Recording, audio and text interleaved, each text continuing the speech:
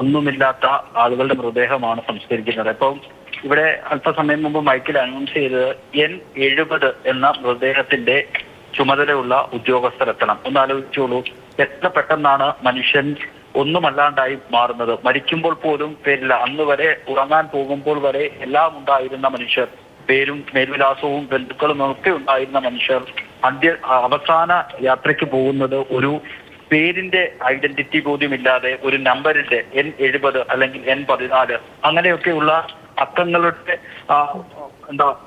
ഭാരം പേറിയാണ് അവർ യാത്രയാകുന്നത്. എത്രത്തോളം ദുഃഖകരമായ, എത്രത്തോളം സങ്കടകരമായ അവസ്ഥയാണെന്ന് നമുക്ക് എല്ലാവർക്കും ഊഹിക്കാവുന്നതേ ഉള്ളൂ.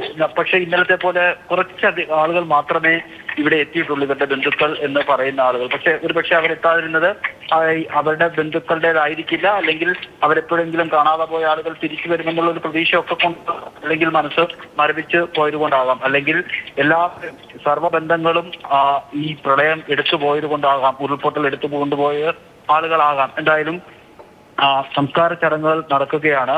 വളരെ വേഗത്തിൽ തന്നെ 16 മൃതദേഹങ്ങളും കുഴിയിലേക്ക് മാറ്റി മണ്ണ് മൂടുന്നതാണ്. വളണ്ടിയർമാർ അതെല്ലാം കൃത്യമായി ഒരു ബഹളമില്ലാതെ നമുക്ക് ദൃശ്യങ്ങളിൽ നിന്ന് കാണാം.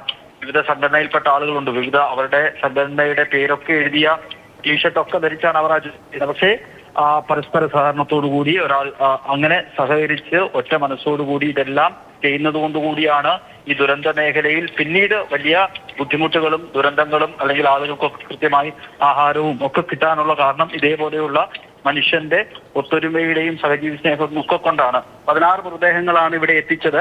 ഇനി 14 മൃതദേഹങ്ങൾ കൂടി എത്തിക്കും. ആ മൃതദേഹങ്ങളും വഹിച്ചുകൊണ്ടുള്ള ആംബുലൻസുകൾ അവിടെ നിന്ന് പുറപ്പെട്ടിട്ടുണ്ട്. പിന്നീടായിരിക്കും ഭൗതിക അവശിഷ്ടങ്ങളുടെ സംസ്കാരം നടക്കുക. അതിനുള്ള കുഴിയെടുപ്പ് ഇവിടെ നടന്നുകൊണ്ടിരിക്കുകയാണ്.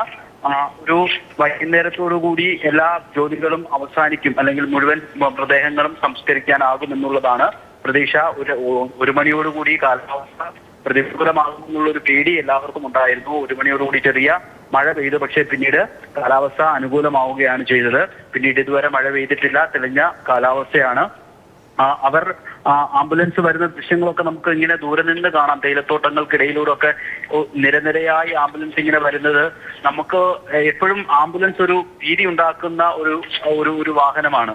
കാരണം അതിന്റെ സൈറൻ കേൾക്കുമ്പോൾ ഒന്നിൽ നമുക്കൊരു പേടി, എത്ര ധൈര്യമുള്ള മനുഷ്യരാണെങ്കിലും ഒരു പേടി എപ്പോഴും ആംബുലൻസ് കാണുമ്പോൾ ഉണ്ടാകാറുണ്ട്.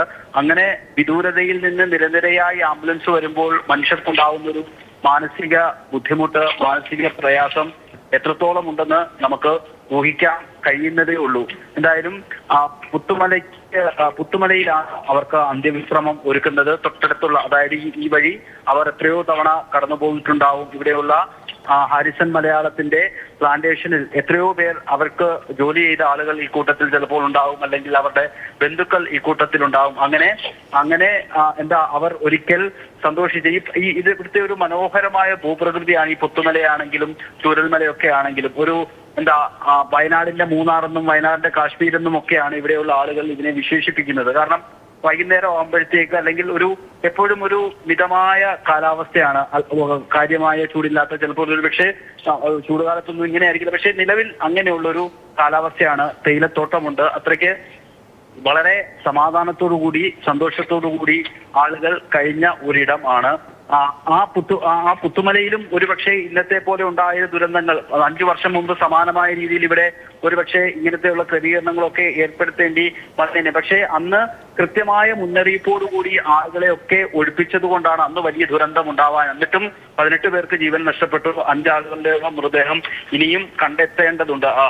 ഒരുപക്ഷെ ഈ മണ്ണിനടിയിലായിരിക്കാം അവരും ഉണ്ടായിരിക്കുക. എന്തായാലും നമ്മൾ കഴിഞ്ഞ ഒരാഴ്ചയിലധികമായി കാണുന്ന ദുരന്തത്തിന്റെ ഒരു എപ്പോഴും ദുരന്തം ദുഃഖകരമായ ഒരു പരിസമാപ്തി എന്ന് നമുക്ക് വേണമെങ്കിൽ പറയാൻ സാധിക്കും.